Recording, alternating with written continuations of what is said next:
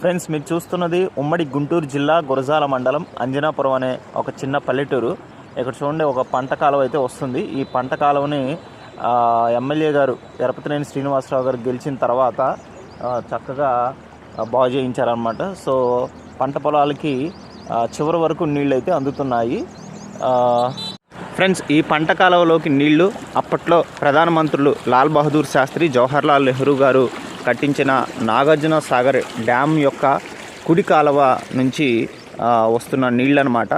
So రాజకీయ నాయకులు ఎప్పుడు కూడా ప్రజలకు ఉపయోగపడే పనులు ఇటువంటివి చేస్తే చాలా ఉపయోగకరంగా ఉంటుంది. చాలామంది ఈ మధ్యకాలంలో ఉచిత పథకాలు అంటూ వెళ్ళిపోతూ ఉన్నారు.